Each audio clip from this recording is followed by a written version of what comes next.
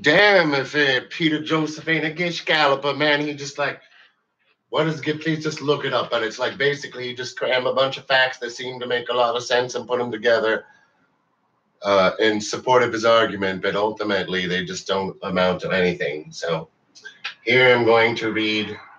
The title of this video is that Peter Joseph and Lee Camp blocked me from their Facebook pages just for asking like basic questions. Here's the comment I put right before I was blocked by Peter Joseph's Facebook page. So you agree, Eric Svensson? So Eric Svensson, so you agree with Peter Joseph that we should just let the Cokes do whatever they want and not get money out of politics or organize to change the system? What about healthcare? We should let the Cokes destroy Social Security and Medicaid? Unable to post comment. Try again. And here's now I'm going to go to this. I posted these Noam Chomsky quote to him about the Zeitgeist movement. So now we're going to play Noam talking about the Zeitgeist movement. Okay.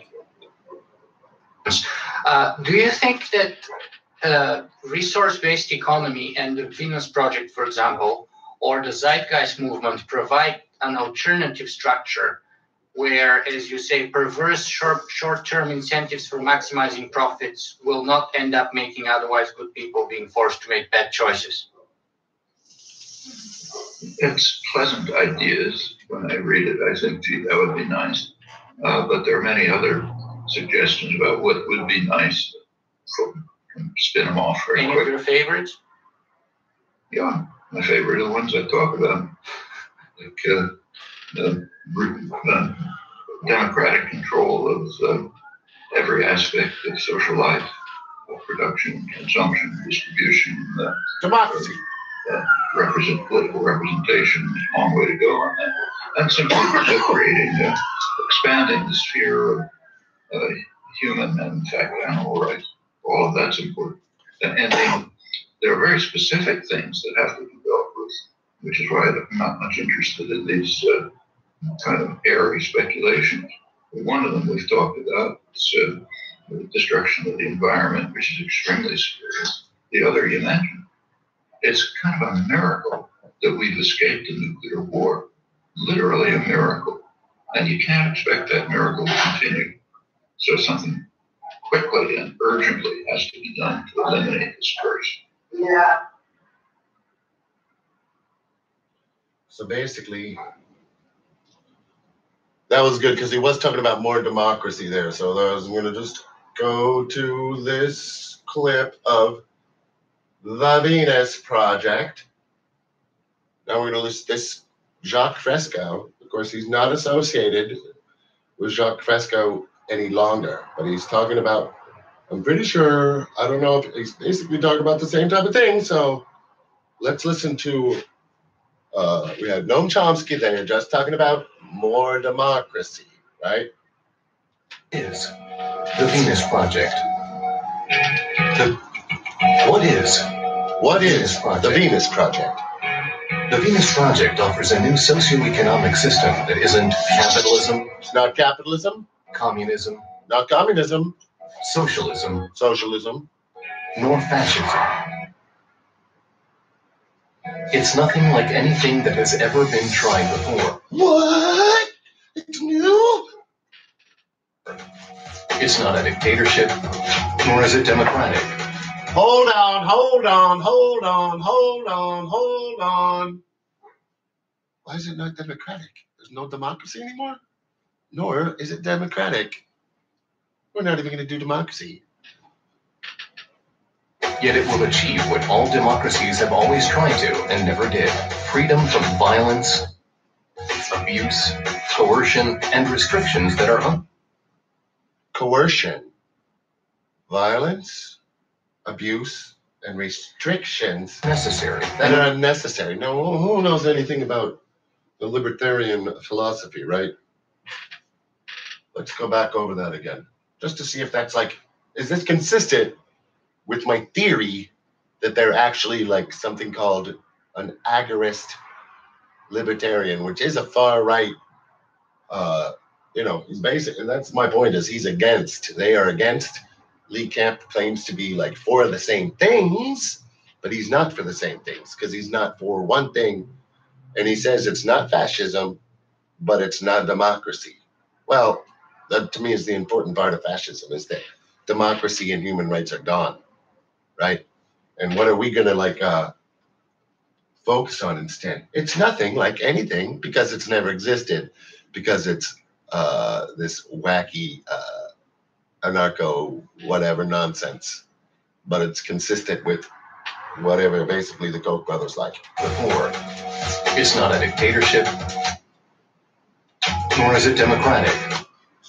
Okay, we gotta go back further. What is the Venus Project? The Venus Project offers a new socioeconomic system that isn't capitalism, communism, socialism, nor fascism. It's nothing like anything that has ever been tried before. It's not a dictatorship, nor is it democratic. So it's not fascism, but there's no democracy. We're gonna get rid of democracy so that we can have whatever this thing is. Yet it will achieve what all democracies have always tried to. It will achieve what democracies have always Never did. Freedom from violence. Freedom from violence. Abuse. Coercion. Coercion. Here you have a gun to your head. You have to, that's the gun to your, that's the classic gun to your head. That's what I'm saying is like, if anybody knows anything about like. And restrictions that are the libertarian philosophy. Unnecessary and only serve a small. Restrictions that are necessary. That's the libertarian myth that government is unnecessary because it's just stopping people from, having freedom when in fact, obviously there are good and bad regulations. All minority at the expense of the rest. It is a system that works for all of us and the environment we depend on. It seems that society. If we don't have democracy, so we're not going to it says it's not democratic, so we're not going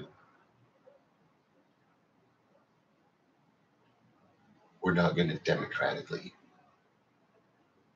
I say it's not democratic, so we're not going to democratically decide what regulations are necessary and which ones aren't. That's kind of the point of democracy, right? Today is unable to provide many people with a high standard of living, although it has been technically possible to do so.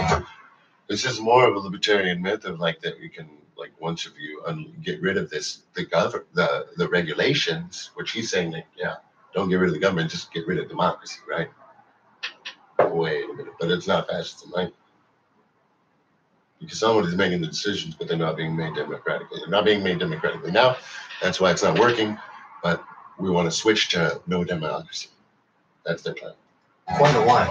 There are many technical solutions that have been around for many years for housing, transportation, creating clean renewable energy, growing nutritious food, and providing clean water. But very little has been done to put them into practice due to the insufficiencies of the social structure we live in today. The Venus Project offers a system that would invite those technologies in, shorten the workday, and raise the standard of living higher than what most people realize. All without democracy. Is possible. We invite you to learn about the Venus Project at thevenusproject.com. But somehow it's not consistent. All this great living, not consistent with the. Okay. That's enough Venus Project nonsense. Now we're going to go to this other, another thing. Globalistic trade agreements, for example, and the United States being the empire that it is, while also housing the vast majority of the most powerful transnational corporations on the planet, we can better understand why the sickness of political preference in support of the wealthy class is so. He's just stating that the government has been taken over by the wealthy interests. Not that it was ever not in the interest of the wealthy. So, and it just seems weird to me that he's coming out against these types of reforms. He's not going for more democratic reform. He's not going for more. It's so obvious to me. Now that strong. I'm gonna put I think maybe one of the next videos has got to be like, damn, RT has a lot of like nutty right wingers for like a journalistically RT America especially. Damn has a lot of nutty right wingers for supposedly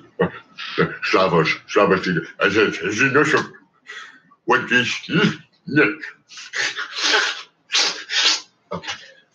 He has a lot of what's wrong with this? In the U.S. than in many other governments. It just makes perfect sense systemically. Yeah. Obviously, it makes sense that they took over our government, and we know what they did. But he's not talking about like the actual process of when they took it over, and like maybe the democratic, like what we could do in terms of like long term. You could like amend. It's like one thing. They're talking about the wolf pack. He's talking about like, and he talks later in the video, of course, about like the naivety, or the naivety of people who want to remove money from politics. It's just, the idea that you could possibly, which, I'm saying sounds like bullshit because that's not what people are saying. He's the one saying it. So, there's the one correction to the system, and it doesn't seem like he has like this. Yeah. So the real question is not who does the government work for? Debunked. The question is, what defines the government's inherent nature? What are its natural gravitations? And it's interesting how people don't pick up on that. The corruption against Bernie Sanders in the Democratic primary could be considered an anomalous thing, but maybe it's not. Maybe it's a natural gravitation of those in positions of hierarchy and business and financial power working to preserve their positions and so on. And they move in like a swarm against anyone that wants to deplete. Obviously, that's what happened. Everybody saw what happened. It's not a mystery that the establishment was against the Bernie Sanders agenda. Their power. You're saying, okay. And if it's found that, say, the U.S. government's nature is inherently there to favor business, wealth class, and power hierarchy, maybe it's time to rethink how the democratic process is to be approached. So go back to at least he's talking about the democratic process, how we're going to approach the democratic process. This system can only be fundamentally antagonistic towards anything that we would consider true democracy or egalitarian democracy, whatever you want to call it. These films I make are about a country that has an economic system that's unfair, it's unjust, and it's not democratic. You cannot call this a democracy if the democracy means we just get to go vote. But with the economy, if we have no say in this, then it's not a true democracy. I got excited for a brief moment when Moore said this because he seemed to hint at the fact that economic democracy is required for a true social democracy. Yet that focus quickly gets lost in vagueness, which I guess shouldn't be too surprising since he made a movie about capitalism that didn't need He's the one to talk. and address the structure of capitalism, just more vagary, highlighting certain corrupt extremes while still. And I've watched a lot of crap about like different economics shit, so like he's being extremely vague. He's not really Supporting general market practice, as if general market practice doesn't inevitably lead statistically to a vast spectrum of corrupt extremes. You're only as free and powerful as your purchasing power will allow you to be in today's society. And because all these folks still subscribe to the market religion in general, the idea of economic democracy. Do they subscribe to the market religion? That's a pretty big claim. Debunked. Really only implies being able to influence the regulation, how the economy unfolds, never really where does he come off, touching the actual structure. Again, they're not talking about the actual structure. Well, like, you're talking about something other than the democratic process, so, and you're not saying what that thing other than democracy is. If the structural nature of the economy works against higher order democratic possibilities, reinforcing rather than alleviating oppression, perhaps it's time we address that structure rather than dance around it or avoid it because it's too inconvenient, taboo, or complicated to talk. So what are you saying about the structure? Aren't they talking about, like, don't you have to, like, have political power before you can talk about, before you can affect that structure a little bit? Is it, I mean, what is inconsistent about having political power and doing something about the system? Talk about. And the key frame in which to address these Are all the basic, there's the $15 minimum wage, the universal health care. You think we can't do that? We will march. I'm going to be there. I'm probably going to move to Washington. solutions is to empower people. What is really pernicious is that the most vulnerable people, when trying to do something for themselves, they're the most exposed to predation, be it from the financial sector, be it from colleges and universities that might be incentivized by for-profit as opposed to a nonprofit motive. So that rhetoric has a harm on those that really try hard. We don't want that. We want a society where your efforts will truly be rewarded. Hamilton seems to bring up predation and lower class vulnerability and exploitation as if it's separate from the incentives and procedural dynamics of market logic. This observation needs to move past the fact that poor people become more vulnerable to exploitation, rather focusing on the fact that the economic system generates this class hierarchy or inequality by its very design. How extreme that class inequality becomes is subject to other forces, of course, as we see across the world, but it doesn't change. They're just talking about increasing the social safety net, increasing social security, and just different ways of, like, chipping away at the corporate state, and just like through democratic means and through developing a long-term.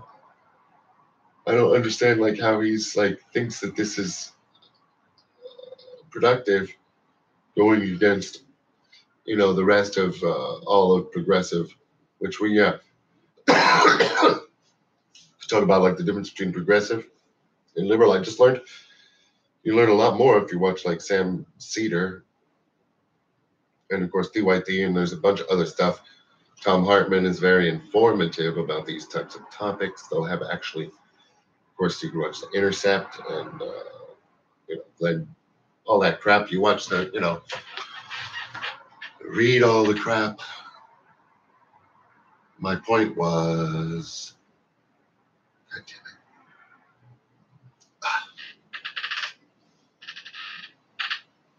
Change the fact. Where does one draw the line between predation and strategic cost efficiency? Where do we draw the line in the gradient of overall human exploitation in the capitalist machine? Because it is... Well, at medicine, that would be one place to draw it.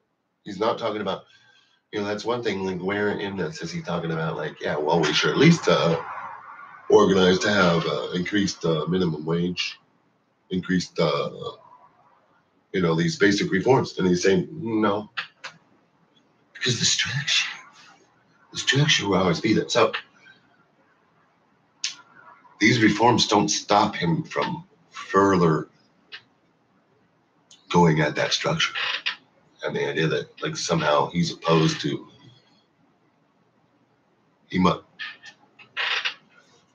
saying a lot of bullshit that is obviously, when you're talking about non-democratic means, you're not talking about any kind of leftism I know about.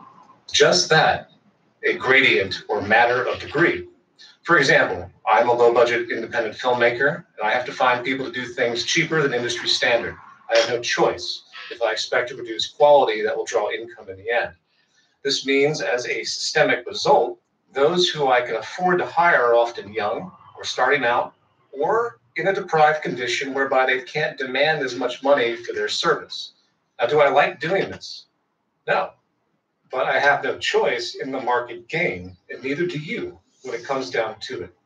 Each one of us, every moment of our lives, is engaging in some form of cost efficiency or savings to try and secure our futures. And that inevitably leads to some form of taking advantage of other people's circumstances, whether we intend it or not. A certain amount of this is inevitable. You need, like, free reign to everything. And what he never gets into is housing. That the housing prices cost, and this is what you never hear on media, is the incredibly expanded, American real estate is the greatest investment for foreigners too. So they buy up like even the best, the most fanciest and most valuable real estates because it's what I mean. They just want their money. They want to use their money, American money, to buy value. So it's like uh, they're basically and people like the Kushners and Trumps. They're the ones who are selling off our country to foreigners, Russian oligarchs and Chinese oligarchs who have all the so in a way they really are like the true like the commie like they say that communism is fascism, and that is kind of what it is, and they're like kind of like taking over our country by beating us at our own game of fake money. And the solution certainly isn't to pretend that some forms of human exploitation for another's gain is fine, while some forms are not. That would be a matter of degree fallacy or continuum fallacy, and the way folks intuitively combat that. And one of this is we would have strong worker power. He's saying he'll come out against the unions, he'll come out against, fight for 15, like all the basic progressive. I mean, if there are we shouldn't unite. Basically, we shouldn't become a union. We should somehow. We're not quite sure what is. It's like nothing that's ever been tried before, and it's not even democratic. That is to fall back on morality.